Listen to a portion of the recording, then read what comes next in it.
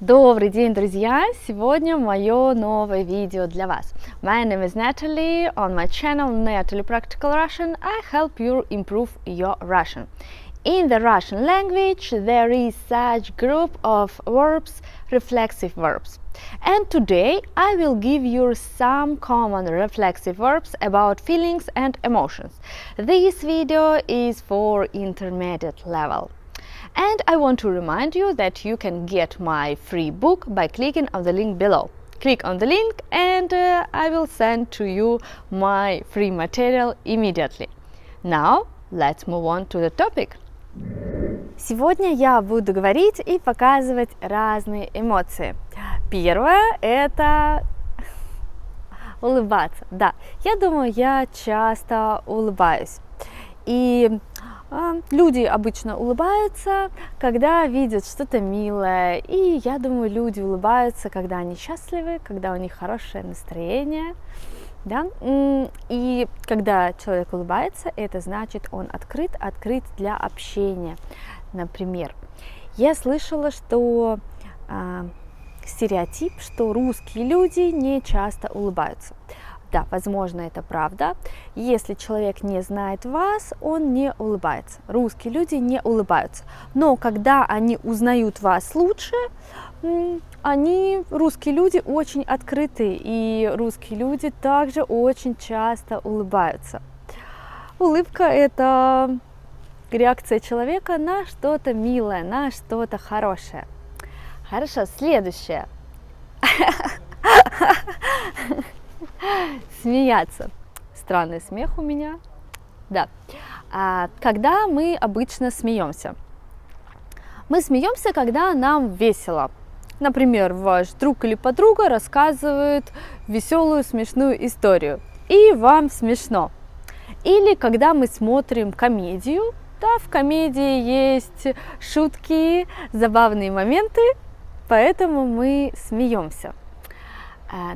В России я слышала фразу, что смех продлевает жизнь. Смех продлевает жизнь, значит, делает жизнь длиннее, дольше. Когда мы смеемся, если мы много смеемся, мы будем жить дольше. Возможно, это правда. И еще я слышала одну интересную историю, что в больнице был больной человек, и каждый день он смотрел комедии, он много смеялся, и он стал чувствовать себя лучше. Я могу сделать вывод, что смех лечит. Хорошо, следующее.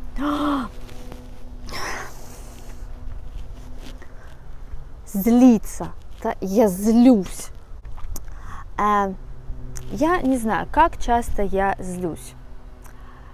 Да, конечно, я нормальный, обычный человек, и я злюсь. Но я стараюсь контролировать мои эмоции. Когда я чувствую злость, я даю себе несколько минут, чтобы успокоиться. И после я уже не злюсь так сильно. Я думаю, это правильный метод, потому что когда у вас проблема, злость не решает проблему, а делает ее только хуже. Поэтому я даю себе время, и когда я уже не злюсь, я могу оценить ситуацию адекватно. Но злость – это не хорошее чувство, но в то же время это нормальная реакция на ситуацию. Сначала мы злимся, только потом мы принимаем проблему, принимаем эту ситуацию. Также можно злить кого-то. Например, мальчик злит собаку. Или я злюсь, когда он спрашивает глупые вопросы. Хорошо, следующее. Удивляться. Может быть, у меня получилось плохо. Да. Когда мы обычно удивляемся? Чему мы удивляемся? Мы удивляемся, когда мы видим что-то необычное, или также люди удивляются, когда они не ожидают чего-то. Да? молодой человек подарил мне цветы, я не ожидала, и я удивилась. Что еще? Удивление – это что-то позитивное чувство, потому что если это негативное чувство, это другие эмоции, это не удивление. Люди часто стараются удивить друг друга, люди делают сюрпризы, чтобы удивить, и это приятно. Следующее. Сомневаться. Да? Я часто сомневаюсь. Я сомневаюсь даже в мелочах. Например, яблоко или банан. Да?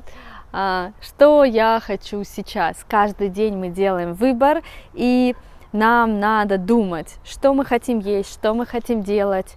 Мы делаем выбор, это или это. И поэтому, конечно, мы сомневаемся. Иногда мы не знаем, как сделать правильно. Есть люди более уверенные, и они принимают решения быстрее, что они хотят, как поступить правильно. И есть люди менее уверенные, как я. И у таких людей больше сомнений. Они часто сомневаются. Следующее. Восхищаться. Восхищение – это прекрасное чувство, и я думаю, одно из самых важных. Мы все люди, мы ищем новые эмоции и что-то глубокое. И восхищение – это довольно глубокое чувство и довольно долгое чувство. Можно восхищаться человеком, можно восхищаться искусством. Например, раньше поэты, они искали музу, они искали объект для восхищения. И также, я думаю, это довольно трудно найти что-то, чем вы восхищаетесь. Найти объект для восхищения в жизни. Да, и восхищение – это долгое чувство, долгое и глубокое. Следующее. Радоваться. Так как я радуюсь. Как часто я радуюсь?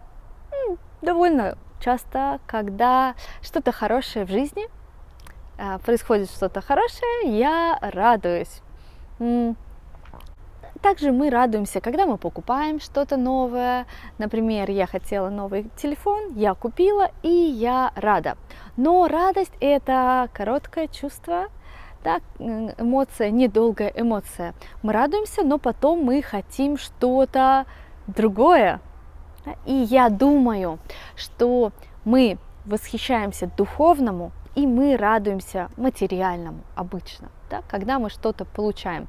Также люди радуют друг друга, да, муж дарит цветы, чтобы порадовать жену, да, или друзья радуют друг друга, тоже делают подарки друг другу, чтобы порадовать друг друга. Хорошо. Следующее. Обижаться. Обижаться, я обижаюсь. Иногда я обижаюсь. Если моя подруга сказала что-то неприятное, да, мне это неприятно, и я обижаюсь, потому что я не хотела слышать это. Но, если честно, обижаться, нет смысла обижаться, потому что это не решает проблему, это только ваши эмоции. Обычно люди обижаются, чтобы другой человек заметил, обратил внимание, обратил внимание на вашу реакцию, что вы недовольны, вам что-то не нравится.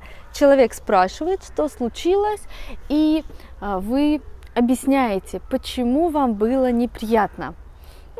Это такая манипуляция, да, и обижаться – это не очень хорошая эмоция, чувство. Хорошо, следующее. Жаловаться, да, я жалуюсь. Мы все жалуемся, если честно. И в России это часть культуры. Люди жалуются на погоду, на работу, на на проблемы в стране. Люди любят жаловаться. Они не хотят брать ответственность на себя, они просто жалуются, что кто-то другой виноват, что-то другое виновато. Да? Жаловаться. Если честно, я тоже иногда жалуюсь. Я жалуюсь, что я устала, когда у меня много работы, я устала, я жалуюсь.